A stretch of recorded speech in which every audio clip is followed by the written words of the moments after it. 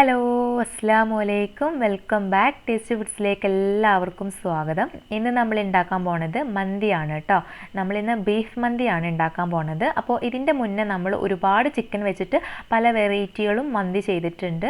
അപ്പോൾ അതൊക്കെ കാണാത്തവരുണ്ടെന്നുണ്ടെങ്കിൽ ഞാൻ താഴെ ഡിസ്ക്രിപ്ഷൻ ബോക്സിൽ അതിൻ്റെയൊക്കെ ലിങ്ക് കൊടുക്കുക.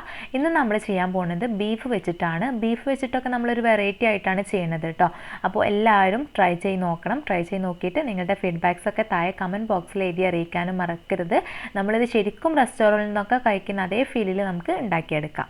അപ്പോൾ ഞാനിത് എങ്ങനെയാണ് ഉണ്ടാക്കുന്നത് നോക്കാം.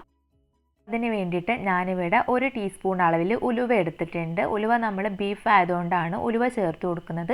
ചിക്കൻ ആണെങ്കിൽ ചേർത്ത് കൊടുക്കേണ്ട ആവശ്യമില്ല. പിന്നെ നമ്മൾ കുരുമുളക് എടുത്തിട്ടുണ്ട്. അപ്പോൾ നമ്മളൊക്കെ കുരുമുളകൊക്കെ പൊടിക്കാതെ ചേർത്ത് കൊടുക്കുന്നുണ്ട്, പൊടിച്ചിട്ടും കൊടുക്കുന്നുണ്ട് കേട്ടോ. പിന്നെ നമ്മൾ വലിയ ജീരകം അതുപോലെ തന്നെ ചെറിയ ജീരകവും ചേർത്ത് കൊടുത്തിട്ടുണ്ട്. പിന്നെ നമ്മൾ മല്ലിയും ലാസ്റ്റ് എടുത്തിട്ടുണ്ട്. മല്ലിയും തന്നെ പൊടിയല്ല ചേർത്ത് കൊടുക്കുന്നുണ്ട്, മല്ലി മുഴുവനായിട്ടാണ് ഇട്ട് കൊടുത്തിട്ടുള്ളത്.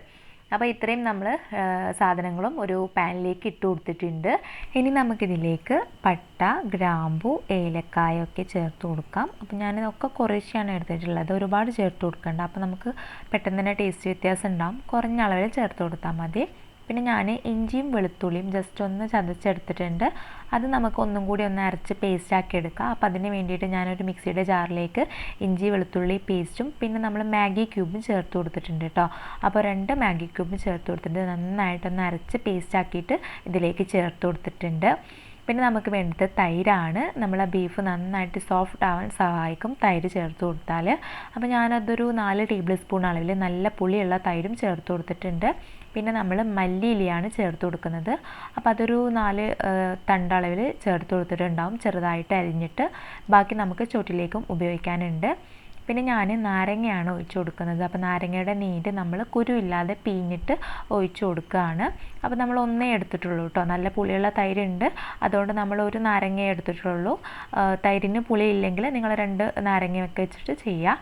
പിന്നെ നമുക്ക് മസാലപ്പൊടികളൊക്കെ ചേർത്ത് കൊടുക്കാം. അപ്പോൾ ഞാനിതിലേക്ക് 2 ടീസ്പൂൺ അളവിൽ മന്തി മസാല പൗഡറും അതുപോലെ തന്നെ നല്ലൊരു കളറിന് വേണ്ടിയിട്ട് ഒരു 2 ടീസ്പൂൺ അളവിൽ റെഡ് കാശ്മീരി ചില്ലി പൗഡറും കൂടി ചേർത്ത് കൊടുത്തിട്ടുണ്ട്.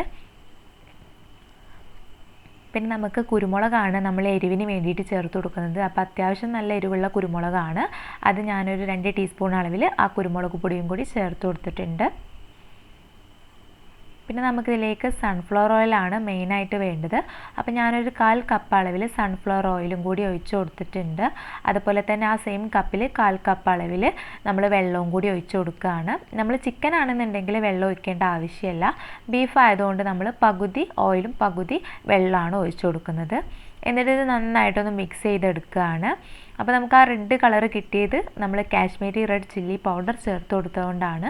നമ്മൾ കളറ് പരമാവധി ഒഴിവാക്കാൻ ശ്രമിച്ചുകൊണ്ടാണ് കേട്ടോ. കാശ്മീരി ഇല്ലെങ്കിൽ നിങ്ങൾ ചെറിയൊരു കളർ കിട്ടാൻ വേണ്ടിയിട്ട് ഫുഡ് കളർ ചേർത്ത് കൊടുത്താലും മതി. നമുക്ക് അത്രയും ഹെൽത്തി ആയിക്കോട്ടെ എന്ന് വിചാരിച്ചിട്ടാണ് കളർ ഇപ്പോൾ ഇവിടെ ചേർത്ത് കൊടുക്കാത്തത്. പിന്നെ നമുക്ക് ചോറിലേക്കും കുറച്ച് കളറിൻ്റെ ആവശ്യമുണ്ട്. അപ്പോൾ ഇപ്പോൾ തന്നെ നമ്മൾ ബീഫിലിട്ടിട്ട് വൃത്തികേടാക്കേണ്ടെന്ന് വെച്ചിട്ടാണ് ചേർത്ത് കൊടുക്കാത്തത്. പിന്നെ ഞാനിതിലേക്ക് പാകത്തിനുള്ള ഉപ്പും കൂടി ചേർത്ത് കൊടുത്തിട്ടുണ്ട്. അപ്പോൾ ഉപ്പൊക്കെ ശ്രദ്ധിക്കുക, കുറഞ്ഞ അളവിൽ ചേർത്ത് കൊടുത്താൽ മതി. നമ്മൾ മാഗി ക്യൂബിലും അത്യാവശ്യത്തിന് ഉപ്പുണ്ട്. അപ്പോൾ അതൊക്കെ ടേസ്റ്റ് ചെയ്ത് നോക്കിയതിന് ശേഷം മാത്രം നിങ്ങൾ ഉപ്പിട്ട് കൊടുക്കുക, അല്ലെങ്കിൽ ഏറിപ്പോവും. അപ്പം ഞാനിവിടെ ബീഫ് എടുത്തിട്ടുണ്ട്. നമ്മൾ 1 കിലോ ബീഫ് വെച്ചിട്ടാണ് ചെയ്തെടുക്കാൻ പോകുന്നത്. ബീഫ് നമ്മൾ അത്യാവശ്യം വലിയ പീസാക്കിയിട്ട് തന്നെയാണ് മുറിച്ചിട്ടുള്ളത്. എനിക്ക് തോന്നുന്നു ഇതിലേക്കാട്ടിലൊന്നും കൂടി വലുതാക്കിയിട്ട് മുറിച്ചാൽ നിങ്ങൾക്ക് ഒന്നുകൂടി ടേസ്റ്റായിട്ടും കാണാനും നല്ല ഭംഗി ഉണ്ടാവുമെന്ന് തോന്നുന്നു കേട്ടോ. അപ്പം ഞാൻ അത് ഈ ബീഫിലേക്ക് ഇട്ട് കൊടുത്തതിന് ശേഷം നന്നായിട്ടൊന്ന് മിക്സ് ചെയ്തിട്ട് ഇതുപോലെ മൂടി വെച്ചിട്ട് നമ്മളിതൊന്ന് റെസ്റ്റ് ചെയ്യാൻ വെക്കുകയാണ്. അപ്പോൾ നമ്മളിതൊരു 1 മണിക്കൂർ അളവിൽ ഇതുപോലെ റെസ്റ്റ് ചെയ്യാൻ വെക്കുക. അപ്പോഴാണ് നമുക്ക് ആ കറക്റ്റ് ടേസ്റ്റ് കിട്ടുള്ളൂ. അപ്പോൾ അത് റെസ്റ്റ് ചെയ്യുന്ന സമയം കൊണ്ട് നമുക്ക് ഇതിലേക്ക് വേണ്ടിയിട്ടുള്ള ബസ്മതി റൈസ് അതായത് മന്തി റൈസ് ഒന്ന് റെഡിയാക്കി എടുക്കാം. അപ്പോൾ ഞാൻ മന്തി റൈസ് കണ്ടോ ഈ ഒരു രീതിയിലാണ് വേണ്ടത്. നിങ്ങൾ കപ്സ റൈസ് ഒന്നും എടുക്കരുത് നമ്മൾ മന്തി വെക്കാൻ വേണ്ടിയിട്ട്. ബസ്മതി റൈസിൽ തന്നെ നമ്മൾ മന്തിക്കായിട്ടുള്ള റൈസ് ഉണ്ട്, അപ്പോൾ അത് മാത്രം ഉപയോഗിക്കാൻ ശ്രദ്ധിക്കുക. അപ്പോഴാണ് നമുക്ക് ആ മന്തിയുടെ ടേസ്റ്റ് തന്നെ റെസ്റ്റോറൻറ്റിൽ നിന്നൊക്കെ കഴിക്കുന്ന ഫീല് കിട്ടുള്ളൂ. അപ്പോൾ ഞാൻ ഈ അരി നന്നായിട്ട് കഴുകിയിട്ട് നമ്മൾ വെള്ളത്തിൽ കുതിർത്തിയെടുക്കാൻ പോവുകയാണ്. അപ്പോൾ ഞാൻ 1 മണിക്കൂർ അളവിൽ അത് വെള്ളത്തിൽ കുതിർത്തിയെടുക്കുന്നുണ്ട്. അപ്പോൾ അതിൻ്റെ മുന്നേ ആയിട്ട് ഞാൻ ബീഫ് ഒന്ന് വേവിച്ചെടുത്തിട്ടുണ്ട്. മുഴുവനായിട്ട് വെന്തിട്ടില്ല, നമ്മൾ സ്റ്റോമക്ക് വെച്ചിട്ടുണ്ട്. ഇനി ഇത് നന്നായിട്ടൊന്നും കൂടി വെള്ളമൊക്കെ ഒന്ന് വറ്റിച്ച് ഡ്രൈൻ ചെയ്തിട്ട് എടുക്കണം. അപ്പോൾ നമുക്ക് അതുവരേക്കും ഇതൊന്ന് മൂടി വെച്ചിട്ടൊന്ന് വേവിച്ചെടുക്കാം. പിന്നെ നിങ്ങൾ ഇതുപോലെ വേവിച്ചെടുക്കാൻ ഒരിക്കലും നിൽക്കണ്ട, വേവാൻ ഒരുപാട് പ്രയാസമാണ് നമ്മൾ ബീഫ് ആയതുകൊണ്ട് തന്നെ. അപ്പം അതുകൊണ്ട് നിങ്ങൾ വേഗം കുക്കറിലേക്ക് ഇട്ട് കൊടുക്കുക, എന്നിട്ട് വിസിൽ വേവിച്ചിട്ട് അപ്പം നന്നായിട്ട് നല്ല സോഫ്റ്റായിട്ടിരിക്കും. അപ്പോൾ നമ്മൾ ഇതുപോലെ ചെയ്യേണ്ട നിർബന്ധമില്ല കേട്ടോ. പിന്നെ നമ്മൾ സോസ് പാനിലായതുകൊണ്ട് അടിയിൽ പിടിക്കില്ല, അതുകൊണ്ടാണ് ഇങ്ങനെ വെച്ചിട്ടുള്ളത്. നിങ്ങൾ വേഗം കുക്കറിലിട്ടിട്ട് ഇതുപോലെ ചെയ്യാൻ ശ്രദ്ധിക്കുക, ബീഫ് വേവിച്ചെടുക്കുക. അപ്പോൾ നമ്മൾ അരി ഇവിടെ റെഡി ആയിട്ടുണ്ട്, 1 മണിക്കൂറൊക്കെ കഴിഞ്ഞിട്ടുണ്ട്. അരി നന്നായിട്ട് കുതിർന്ന് വന്നിട്ടുണ്ട്.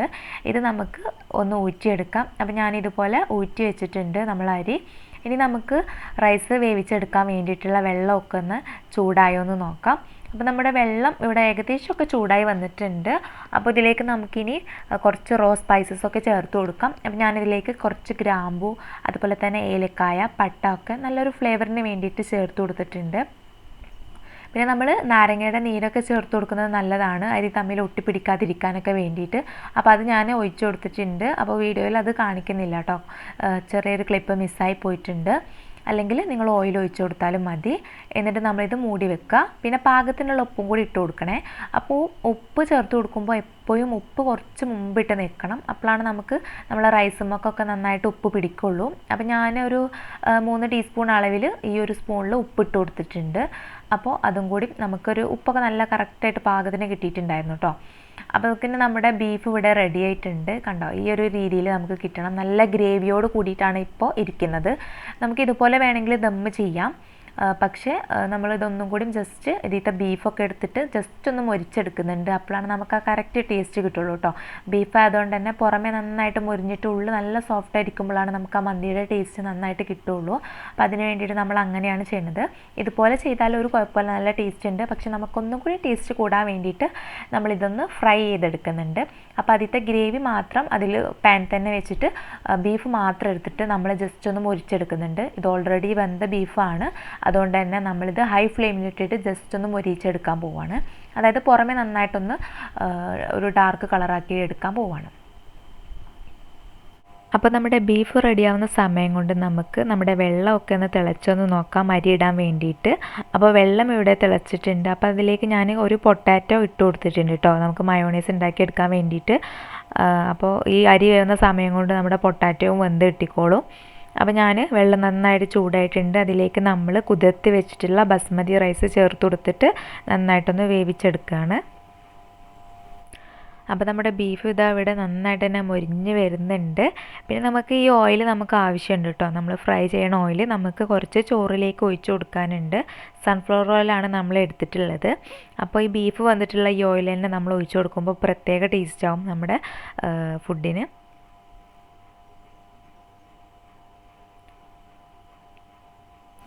ബീഫ് ഇതാ റെഡി ആയിട്ടുണ്ട്, കണ്ടോ, നല്ലൊരു ഡാർക്ക് കളറായിട്ട് കിട്ടിയിട്ടുണ്ട്. എന്നാൽ ഉള്ളിൽ നല്ല സോഫ്റ്റ് ആവും നമ്മൾ വേവിച്ചിട്ട് ഇതുപോലെ ഫ്രൈ ചെയ്യുമ്പോൾ. അപ്പോൾ നമ്മുടെ ബീഫ് ഇവിടെ റെഡി ആയിട്ടുണ്ട്. അപ്പോൾ നമുക്കിത് വേഗം തന്നെ വേറൊരു പാനിലേക്ക് മാറ്റാം. വേറൊരു പാനിലേക്കല്ല, നമ്മൾ ഉണ്ടാക്കി വെച്ചിട്ടുള്ള ഗ്രേവിയിലോട്ടാണ് കേട്ടോ മാറ്റുന്നത്. നമ്മൾ ആ പാൻ തന്നെയാണ് ഇത് ദമ്മ് ചെയ്യാൻ പോണത്. അപ്പോൾ നമ്മൾ നേരത്തെ മാറ്റി വെച്ചിട്ടുള്ള ഗ്രേവിയിലേക്ക് ഈ ഫ്രൈ ചെയ്തിട്ടുള്ള ബീഫ് ഇട്ട് കൊടുക്കുകയാണ്. അപ്പോൾ നമ്മളിതേ ബീഫൊക്കെ ഇട്ട് കൊടുത്തിട്ടുണ്ട്. എന്നിട്ട് ഇത് നന്നായിട്ടൊന്ന് മിക്സ് ചെയ്തെടുക്കുകയാണ്. അങ്ങനെ നമ്മുടെ ബീഫ് റെഡി ആയിട്ടുണ്ട്. ഇനി നമുക്ക് ചോറിട്ടിട്ട് ഇതൊന്ന് ദം ചെയ്തിട്ടെടുക്കാം.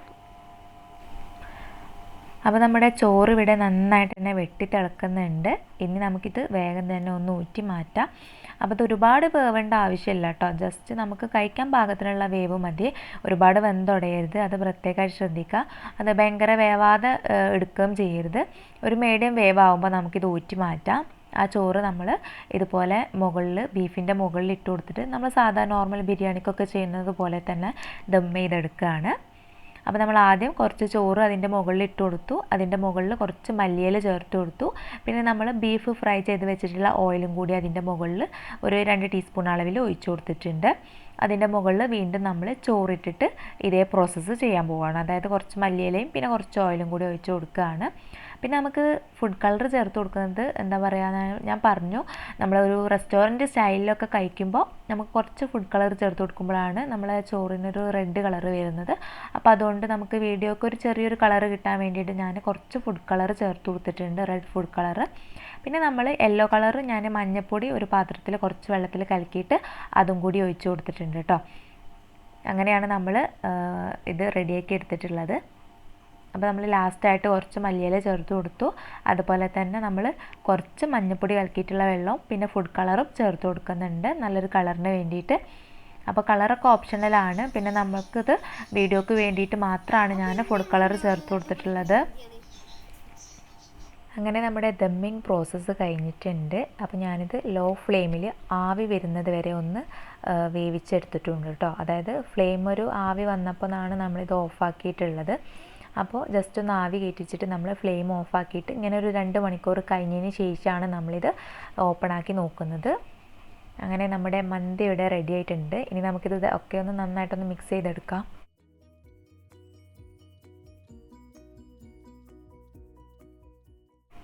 അങ്ങനെ നമ്മുടെ ബീഫ് മന്തി ഇവിടെ റെഡി ആയിട്ടുണ്ട്. ട്രൈ ചെയ്യാത്തവരുണ്ടെങ്കിൽ എന്തായാലും ട്രൈ ചെയ്ത് നോക്കണം. അപ്പോൾ നമുക്കിത് എങ്ങനെയുണ്ടെന്ന് നോക്കാം. ഉണ്ടോ, നല്ല സോഫ്റ്റാണ് നമ്മളെ ബീഫ്.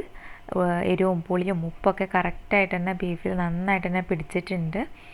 അതുപോലെ തന്നെ നമ്മുടെ റൈസും തന്നെ നല്ല രീതിയിൽ നമുക്ക് റെസ്റ്റോറൻറ്റിൽ നിന്നൊക്കെ കഴിക്കുന്ന ഫീലിൽ നല്ല രീതിയിൽ കിട്ടിയിട്ടുണ്ട്. അപ്പോൾ ഇതുപോലെ ട്രൈ ചെയ്ത് നോക്കാത്തവരെന്തായാലും ഈ റെസിപ്പി ഒന്ന് ട്രൈ ചെയ്ത് നോക്കണം. ട്രൈ ചെയ്ത് നോക്കിയിട്ട് നിങ്ങളുടെ കമൻറ്റുകളും കാര്യങ്ങളൊക്കെ താഴെ കമൻറ്റ് ബോക്സിൽ എഴുതി അറിയിക്കാനും മറക്കരുത് കേട്ടോ. അതുപോലെ തന്നെ നമ്മുടെ ചാനൽ ആദ്യമായിട്ട് കാണുന്ന കൂട്ടുകാരുണ്ടെന്നുണ്ടെങ്കിൽ സബ്സ്ക്രൈബ് ചെയ്യാനും മറക്കരുത്. സബ്സ്ക്രൈബ് ചെയ്ത് കഴിഞ്ഞാൽ അതിൻ്റെ തൊട്ടപ്പുറത്തുള്ള നോട്ടിഫിക്കേഷൻ ബെല്ലും കൂടി ക്ലിക്ക് ചെയ്യുക. അപ്പോൾ ഞാൻ അപ്ലോഡ് ചെയ്യുന്ന എല്ലാ വീഡിയോസിൻ്റെയും നോട്ടിഫിക്കേഷൻസൊക്കെ നിങ്ങൾക്ക് കറക്റ്റായിട്ട് തന്നെ കിട്ടുന്നതാണ് കേട്ടോ. അപ്പോൾ ഇനിയും നമ്മൾ നല്ല ഉഷാറ് വീഡിയോ ആയിട്ട് വീണ്ടും വരുന്നത് വരേക്കും എല്ലാവരും സന്തോഷമായിട്ടിരിക്കുക, സേഫായിട്ടിരിക്കുക. Thank you friends.